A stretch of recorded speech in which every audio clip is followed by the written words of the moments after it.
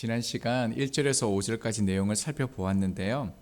본문도 제9계명과 관련된 내용으로서 너무나 구체적이어서 다르게 별도의 설명이 필요하지 않을 정도입니다. 관계 속에서 어떻게 살아야 될지 말씀하고 있는데요. 6절에서 8절의 말씀은 특별히 재판관의 정의, 공정에 대하여서 하나님께서 말씀합니다. 6절입니다. 너는 가난한 자의 송사라고 정의를 굳게 하지 말며. 이 말씀은 3절 말씀과 대조되는 경우이죠.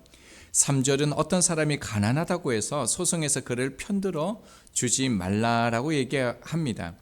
그런데 가난한 사람의 송사라고 해서 그에게 불리한 판결을 해서도 안 된다라고 말씀합니다. 유전무죄, 무전유죄라는 말이 공공하게 회자되는 우리 사회와 같은 분위기에서는 너무 어색한 말씀이죠. 법을 이렇게 정의한 사람이 있습니다. 법이란 거미집과 같다. 가볍고 힘없는 사람은 거기 걸리지만 크고 힘 있는 사람은 거미집은 뚫고 간다. 참 공감되어지지 않습니까? 우리가 살고 있는 이 시대를 참 잘 대변하는 것 같습니다. 돈 많은 사람, 능력 있는 사람, 권세 있는 사람들은요, 지금도 법을 거미집처럼 뚫고 갑니다.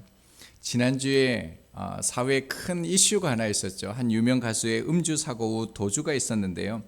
그 후의 사건에 대해서 뉴스가 참 많이 올라오더라고요. 제가 제목만 좀 보았는데요. 뺑소니 의혹, 정관예우 노렸나, 검찰총장 대행 출신 변호사 선임. 그리고 다른 뉴스에 보니까요, 호화 방어진 꾸렸다. 그러면서 이 결말을 이렇게 내는 것을 보았습니다. 김 씨 측이 치밀하게 증거를 없앴다는 지적이 나오는 가운데 고위 검사 출신의 정관 변호사까지 선임한 만큼 혐의 입증이 쉽지 않을 거라 관측이 된다라고 이렇게 글을 썼습니다. 어떻습니까? 여러분이 이런 뉴스를 들었을 때 놀랍습니까? 사실 저는 놀랍지가 않았습니다.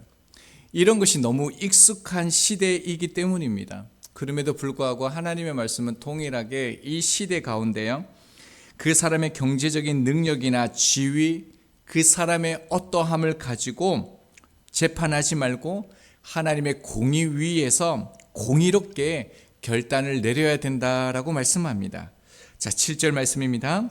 거짓짓을 멀리하며 무죄한 자와 의로운 자를 죽이지 말라. 나는 악인을 의롭다 하지 아니하겠노라. 참 단순한 말씀인데 어려운 말씀입니다. 거짓 고발을 멀리하고 죄 없는 사람과 의로운 사람을 죽이지 말라 하는데요. 그 이유가 무엇입니까? 하나님께서 악인을 의롭다 하지 않기 때문이다 라고 말씀합니다.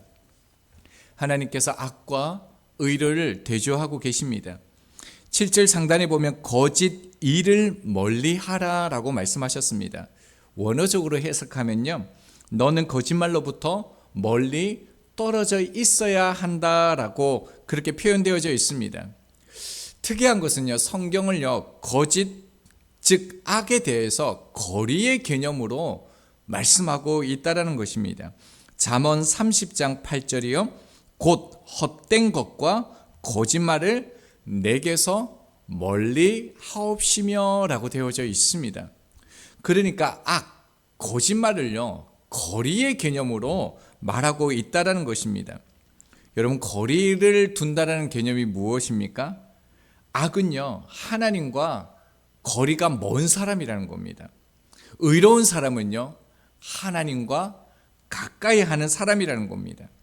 그러니까 악을 가까이 해서는 선을 행할 수가 없다라는 것이죠. 하나님께서 거짓 일을 멀리 하라는 말씀은요, 하나님을 가까이 하라는 거예요. 하나님을 의지하라는 것입니다.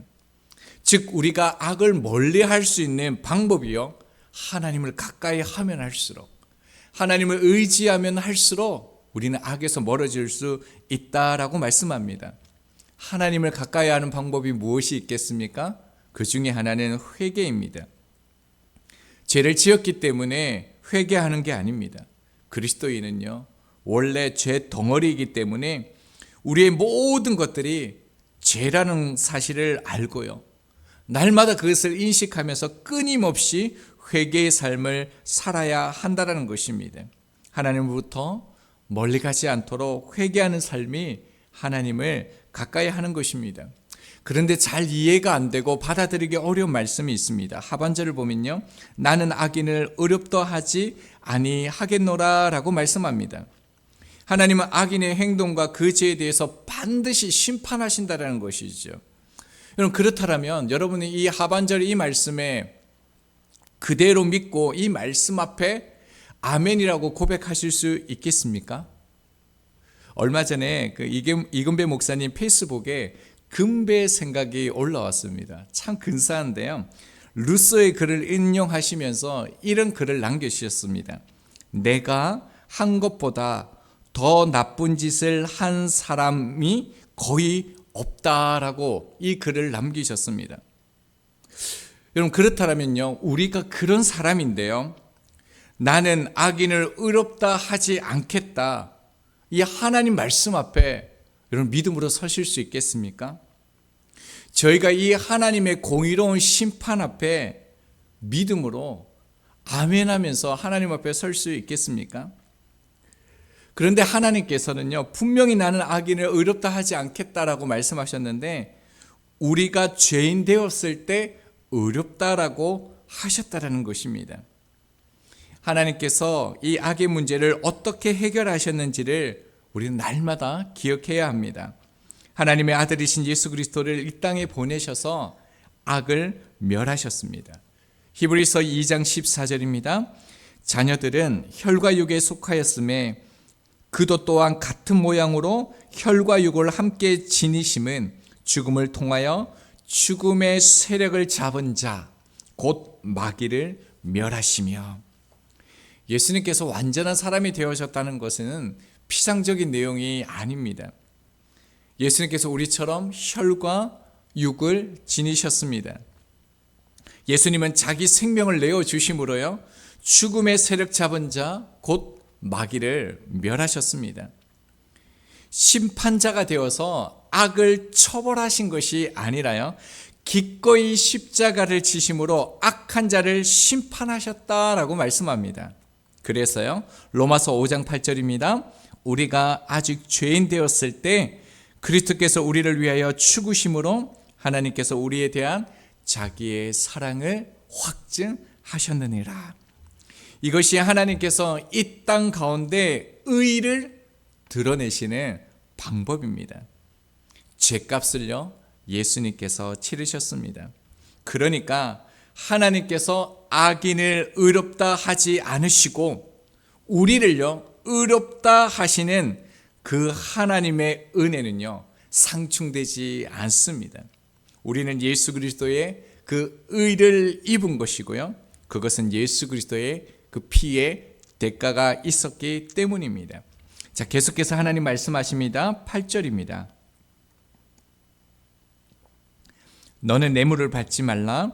뇌물은 밝은 자의 눈을 어둡게 하고 의로운 자의 말을 굳게 하느니라. 특별히 재판관은 다른 뇌물을 받지 말라라고 얘기합니다. 재판관뿐만 아니라 사실은요, 그 누군가로부터 이득을 얻을 수 있는 모든 이들에게 하나님께서는 뇌물을 받지 말라라고 말씀하시는 것입니다. 출애굽기 18장 21절입니다. 너는 또 온 백성 가운데서 능력 있는 사람들 곧 하나님을 두려워하며 진실하며 불의한 이익을 미워하는 자를 살펴서 백성이 위에 세워 천부장과 백부장과 50부장과 10부장을 삼아. 여기서 나오는 1150부장은요, 군대 용어입니다. 전쟁하는 백성들의 군대 장관을 싸울 때는 싸움을 잘하는 사람을 세워야 합니다. 그런데 그 기준이요, 힘과 지략이 아닙니다. 여기에서 능력 있는 사람들은요, 출신이나 무엇을 가지고 있는 뛰어난 사람들을 말하는 것이 아니라요, 하나님을 두려워하고요, 진실하고요, 불의한 이익을 미워하는 자, 즉 뇌물을 미워하는 자를 지도자, 재판관으로 세우라라고 말씀합니다. 왜 그럴까요? 뇌물의 뜻을 살펴보면요, 선물이란 뜻과 뇌물이란 뜻을 가지고 있습니다. 그러니까 뇌물을 받지 말라, 이 의미는 무엇이냐면요, 하나님의 도우심이라는 이 선물, 하나님이 주시는 그 선물 외에 다른 선물로는요, 절대로 하나님을 가까이 할 수 없다라는 거예요. 하나님을 의지하고 하나님을 바라보지 않는 그 선물을 외에는요, 공의로운 재판이 있을 수가 없다라는 거예요. 그래서 하나님이 주시는 그 선물 외에 다른 것은 우리의 눈을 멀게 하고요, 말을 왜곡시켜서 하나님의 공의로운 재판을 할 수 없게 되어진다라고 말씀하시는 것입니다. 여러분, 우리에게 주신 하나님의 최고의 선물이 무엇입니까? 성령님입니다. 우리가 인식하든 인식하지 못하든요, 우리 인생을 성령님께서 붙들고 계십니다. 우리는 매 순간 인격적으로 찾아오시는 그 성령님을요, 환영해야 됩니다. 성령님을 초청해야 됩니다. 그리고 우리가 무엇을 행동하든 말하든요, 그리스도의 그 성령 안에서 말하고 행동해야 하나님의 최고의 선물을 받은, 성령을 받은 사람들이 될 것입니다. 자, 마지막 9절인데요. 이방인에 대해서 어떻게 해야 될지 말씀하시는데, 이것은 22장 21절 내용과 거의 유사합니다. 9절입니다. 너는 이방 나그네를 압제하지 말라. 너희가 애굽 땅에서 나그네 되었은즉 나그네의 심정을 아느니라. 특별히 여기에서 나그네는요, 잠시 집을 떠난 사람을 이끄는 말이 아닙니다. 이스라엘 백성들 가운데 머무는 그런 이방 민족들을 말하는 것입니다. 나그네는 게르라는 이름 말을 쓰는데요, 게르에도 두 가지 종류가 있었습니다. 먼저는요, 게르 채택이라는 사람들이 있었는데, 이 게르는 이스라엘 사람들 속에서 완전히 동화되어서 살아가는 계종자를 말합니다. 특별히 룻이 그 시어미와 함께 베들레헴으로 이주합니다. 룻이 사랑하는 가족들, 고향을 떠나서요, 나를 개처럼 여기는 이스라엘 땅으로 가는 것이죠. 사실 이것은 죽음과 같습니다. 그런데 이렇게 말합니다. 룻기 1장 16절, 어머니의 백성이 나의 백성이 되고 어머니의 하나님이 나의 하나님이 되시리니. 룻은 이전에 하나님을 알지 못했습니다. 그러나 하나님을 알게 되어지고요, 왕이 없어서 자기 소견대로 행하는 그 시대 가운데 진정한 왕은 그모스가 아니라 여호와임을 알게 되어집니다. 그래서 그는 시어머니를 따라 그 하나님을 믿고 완전히 개종하면서 이스라엘 백성들과 함께 살아가게 되어집니다. 자, 또 다른 나그네가 있는데요, 게르 토사브라는 또 하나의 나그네 부류가 있었습니다. 이 부류는요, 이스라엘 백성들과 함께 살지만 여전히 자기들의 문화와 종교를 가지고 자기들의 방식을 고집하는 사람들입니다. 이 사람들의 위치가 어떠했는지는요, 안식일의 규정을 보면은 이들이 가지고 있는 사회적인 위치를 알 수 있는데요, 출애굽기 20장 10절입니다. 일곱째 날은 내 하나님 여호와의 안식일인즉 너나 내 아들이나 내 딸이나 내 남종이나 내 여종이나 내 가축이나 내 문 안에 머무는 객이라도 아무 일을 하지 말라. 안식일에 대해서 말씀하는데요, 사회적인 그 지위의 위치가 나옵니다. 제일 처음에요, 너, 그 다음에요, 내 아들, 그 다음에 내 딸, 내 남종, 내 여종. 그 다음은 게를까요? 아니죠. 가축. 그 다음에요, 게르 토사부입니다. 나그네입니다. 그러니까 고대 사회에서는 이 게르 토사부가요, 정말로 짐승만도 못한 그런 취급을 받는 사람들이었다는 거죠. 당연히 땅을 소유할 수도 없습니다. 권리도 없고 법적 소유도 받을 수가 없습니다. 그러니 억압과 착취가 있을 수밖에 없습니다. 그런데 하나님께서는 그 누구보다도요, 이 토부 그 게사르를, 이 토부 토사부를 관심을 가지고 보호하라라고 말씀하고 있습니다. 그들을 압제하지 말고요. 그들을 돌보라라고 얘기하고 있습니다. 그 근거가 무엇입니까? 이스라엘 백성들도 과거 애굽에서 나그네 되어 억압받던 자들이었다라는 것입니다. 하나님께서 너희들을 구원하여서 새 삶을 주었던 것처럼 너희들이 그러한 삶을 살아라라고 말씀하신 것입니다. 자, 이제 저희들이요, 그 두 번에 걸쳐서 1절에서 9절 말씀을 살펴보았는데요. 한번 정리를 해보면 1절부터 3절은 거짓 풍설과 위증에 대해서 말씀하시면서 다수를 따라서 증언을 하지 말고요, 하나님의 공의에서 재판하라라고 말씀하셨습니다. 그리고 4절과 5절은요, 원수의 가축에 대해서 말씀하시면서 기르는 짐승은 반드시 돌려주고 짐승이 짐에 깔렸을 때는요, 원수를 도와서 그 집에 갈 수 있도록 끝까지 도와주라라고 말씀하셨습니다. 그리고 6절에서 8절은 재판관의 그 정의, 그 사회의 기득권자들에 대해서 공의로운 재판에 대해서 말씀하셨고요. 그리고 9절은요, 나그네를 돌보라, 하나님의 자비와 하나님의 사랑에 대해서 말씀하셨습니다. 여러분, 이 구절을 살펴보면 좀 특이한 점을 발견하셨습니까? 1절과 3절은 하나님의 정의예요. 공의입니다. 그리고 4절과 5절은 하나님의 사랑, 자비가 나오고요. 다시 6절과 8절을 보면 하나님의 정의와 공의가 다시 나와요. 그리고 9절을 보면요, 또 하나님의 사랑과 자비가 나옵니다. 이 구절을 살펴보면요, 의도적으로 이 그 저자가 이렇게 기록했다라는 것을 알 수가 있습니다. 왜냐하면요, 1, 2, 3절과 6절, 8절은 재판에 관한 내용인데 같은 내용입니다. 그렇다면 같이 붙여서 기록했는데 이것을 따로따로 기록하고요, 중간에 다른 내용을 의도적으로 삽입했다라는 겁니다. 그래서 사랑, 정의, 사랑, 정의, 사랑 이렇게 되어져 있습니다. 무엇을 말씀하시는 것 같습니까?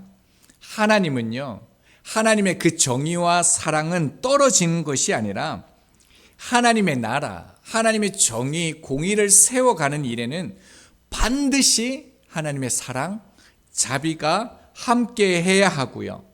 그리고 사랑 안에서도 정의롭지 못한 것은 제거해야 된다라는 것을 말씀하시는 것입니다. 여러분, 하나님께서 하나님의 그 정의, 하나님의 의를 실천하기 위해서 얼마나 귀한 사랑을 주셨습니까? 우리는 예수님이 이 땅 가운데 정의를 나타내신 그 방식이 십자가의 그 희생이었다는 것을 기억할 필요가 있습니다. 세상에서 가장 무서운 사람이 어떤 사람인지 아십니까? 자기 자신은 맞고요, 의롭다고 생각할 때 내가 합리적이라고 생각하는 사람입니다. 이런 사람이 무서운 사람이라는 거죠. 그런데요, 이런 자기의 옳음, 자기의 정의, 자기의 공의 때문에 상대방은요, 상처받고 죽어가는 것입니다. 제가 때때로 이것을 자녀를 키울 때 조금씩 경험을 했습니다. 우리 딸들에게 옳은 말을 하고요, 바른 말을 하고요, 하나님의 정의와 공의 이렇게 해서는 안 돼, 이렇게 얘기를 합니다. 분명히 옳은 말을 하고요, 분명히 바른 말을 하는데 딸과 더 친밀하고 풍성한 사랑을 나누는 것이 아닌 것을 발견합니다. 오히려 관계가 더 서운해지고요, 오히려 그 정의를 실천하지 못하는 우리 딸을 보면서 제가 화를 내고 분노하는 것을 제가 발견했습니다. 여러분, 그렇다면 이 하나님의 정의와 사랑을 어떻게 실천할 수 있을까요? 그것은 상대방의 인격을 존중하고요, 그리고 정직하고요, 무례한 것을 요구하지 않고 불법을 바라지 않는 이것이 사랑이라는 것입니다. 그리고 사랑이요, 가정과 사회와 공동체에서 나타나면은요, 그것이 정의가 되어진다는 것이죠. 그러니까 사랑과 정의는 분리가 되지 않습니다. 우리의 행동으로 정의를 밖으로 드러낼 때 사랑으로 나타낸다라는 그 사실, 우리가 사랑으로 그들을 섬기고 나아갈 때 그 안에서 정의가 세워진다는 이 사실을 발견할 수 있어야 합니다. 하나님이 원하시는 하나님이 원하시는 교회, 사회는요, 이 하나님의 정의와 사랑이 조화로운 삶입니다. 다시 말하면 하나님은 자신과 닮은 예수 그리스도를 닮아서요, 저희들이, 그리고 이 땅의 교회가요, 십자가의 그 온전한 자리에 이르기를 원하신다는 것입니다.